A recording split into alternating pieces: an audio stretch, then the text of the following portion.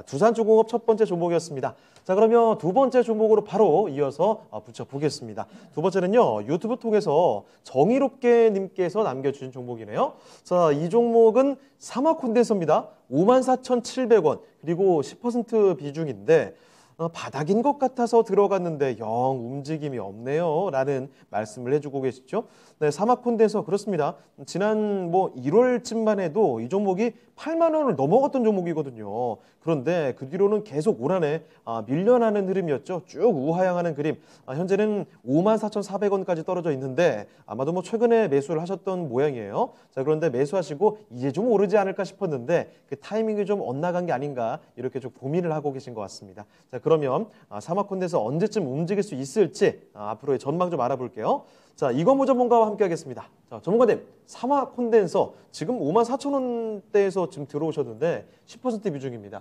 이제 좀 올라갈 때 안 됐나요? 저도 충분히 바닥이라고 생각이 되고요. 네. 올라갈 때가 될 것 같습니다.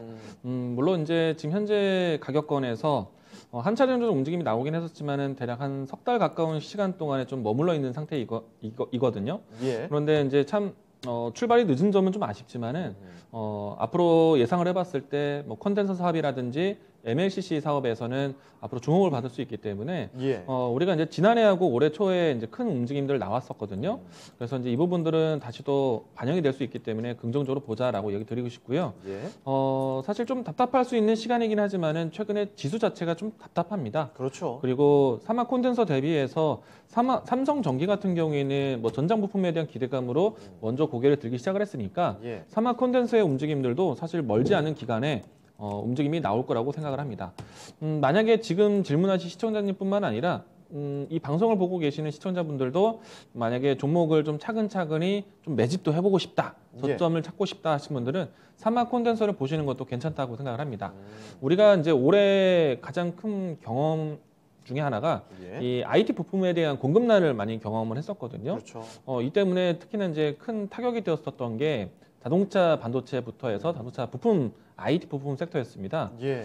이 부분이 이제 앞으로 더 해소될 것으로 보고 있으면 사막 콘덴서의 부품 공급에 대한 부분들 긍정적으로 보셔도 좋을 것 같고요. 네. 그리고 MLCC에 대한 수요도 더 높아질 거라 봅니다. 앞으로 이제 이 미래 자동차, 스마트카에 대한 예상을 해본다라면은 MLCC에 대한 수요는 더 높아질 것으로 보고 있어서 삼성전기뿐만 아니라 사막 콘덴서에 대한 역할도 커질 거라고 보고 있어서 예. 지금은 정말 낮은 가격에 있다라고 생각을 합니다. 주가를 보시게 되면은 연초에 이 8만 원대까지 움직임을 좀 빠르게 보이긴 했었는데 네. 사실 올해 좀 아쉬운 주가 흐름이 연출되기도 했어요. 물론 이제 이 부품 공급난에 대한 부분들이 좀 컸다라고 생각이 되고 네. 올해 상반기 때도 또 하반기 때도 몇 차례 정도 반도체 쇼티지에 대한 부분들을 경험했었기 때문에 네. 아무래도 이 반도체로 인해서 부품 공급에 대한 부분들이 전체적으로 영향을 받았다고 생각이 되고요. 지금은 충분히 가격이 낮다라고 생각을 합니다. 저는 지금의 위치에서요, 적어도 이 종목에 대한 사이클을 앞으로 기대해 본다라면은 공급망에 대한 해소를 당연히 보셔야 되겠고요. 예. 그렇다면은 원활한 이제 시장 성장, 산업 성장을 볼 수 있을 것 같아요. 그러면 저는 이 종목 같은 경우에는 지금의 위치에서 종목을 접근한다. 단계적으로 박스권을 올라서겠지만은 저는 그 박스권들을 충분히 기다리시고 신고가 갈 때까지 보셔도 괜찮지 않을까. 네.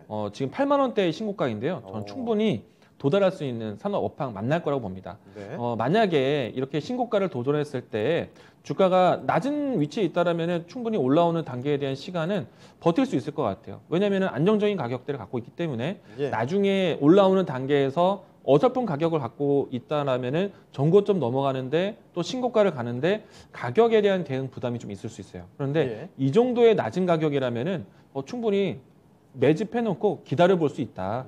그리고 이 MLCC라든지 차량용 전장 부품 같은 경우에는 사이클을 한번 만나기 시작하려면은 정말 큰 랠리를 펼칠 수 있거든요. 예. 그래서 그런 측면을 본다라면은 정말 사막 콘덴서의 위치는 정말 싸다라고 생각을 합니다. 긍정적으로 보시고요. 지금 매수하는 가격대가 거의 바닥입니다. 그리고 비중이 10%이신데요. 저는 더 사줘도 된다. 자신 있게 얘기 드릴 수 있을 것 같습니다. 긍정적으로 보셔도 좋습니다. 네. 네. 자, 삼화 콘덴서 살펴드렸는데 지금 매수하시고 조금 답답하신 것 같아서 연락 주신 것 같거든요.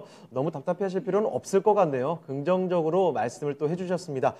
가격적인 측면에서도 신고가 충분히 가능하다. 자, 그리고 지금 뭐 가격도 상당히 낮기 때문에 여기서는 비중을 더 늘리셔도 되지 않을까 이런 말씀까지 전해주셨습니다.